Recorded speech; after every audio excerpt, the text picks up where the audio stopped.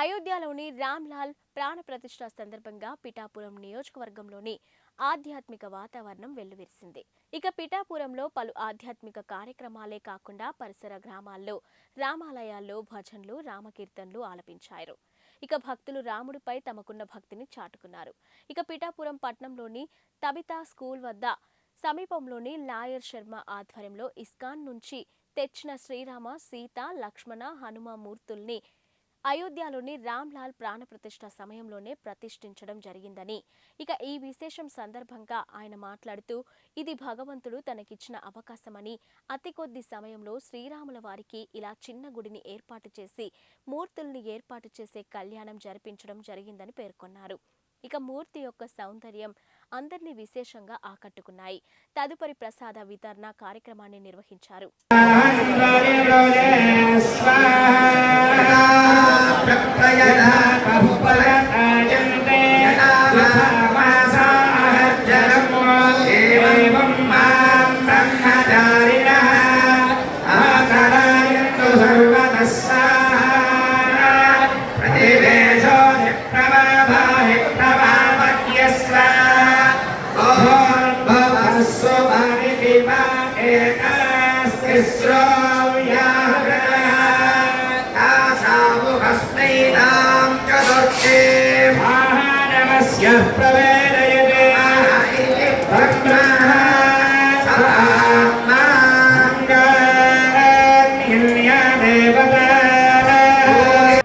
पुष्पं वेद पुष्पवान् भवति चंद्रमा वा अपां पुष्पं पुष्पवान् प्रजावान् 500 సంవత్సరాల పోరాటం తర్వాత అయోధ్యలో రామ మందిరం నిర్మాణం జరుగుతోంది. అదే సమయానికి మోదీ గారి ప్రేరణతో ప్రతి గ్రామాల్లోనూ కూడా రామాలయాల్లో ఇటువంటి పూజా కార్యక్రమాలు, ప్రతి ఇంట్లోనూ కూడా దీపారాధన కార్యక్రమాలు అన్నీ జరుగుతున్నాయి.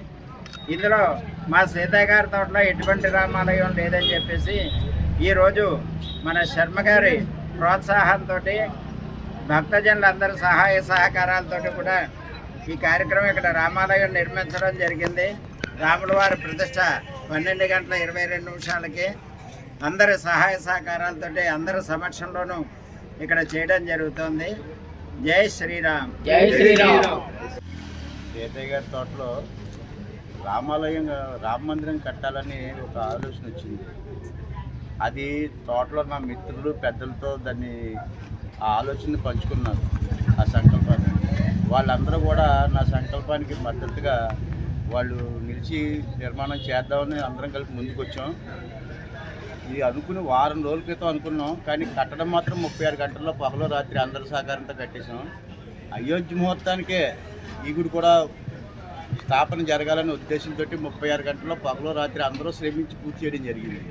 వారందరికీ నా ధన్యవాదాలు, నా కృతజ్ఞతలు. మూర్తులు చాలా ముక్త మనోహరంగా ఉన్నాయంటున్నారు. దానికైనా ప్రత్యేక శ్రద్ధ ఏమైనా మీరు ఇందులో కూడా ప్రత్యేకత చెప్పాలి అంటే, హరే రామ హరే కృష్ణ అన్నారు. ఈ విగ్రహాలు ఇస్కాన్ నుంచి పంపించాడు రాముడు.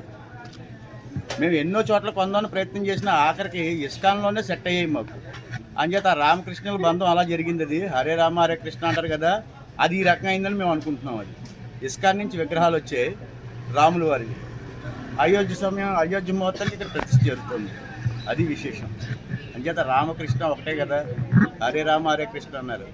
ఇద్దరు అందులోనే ఉన్నారు.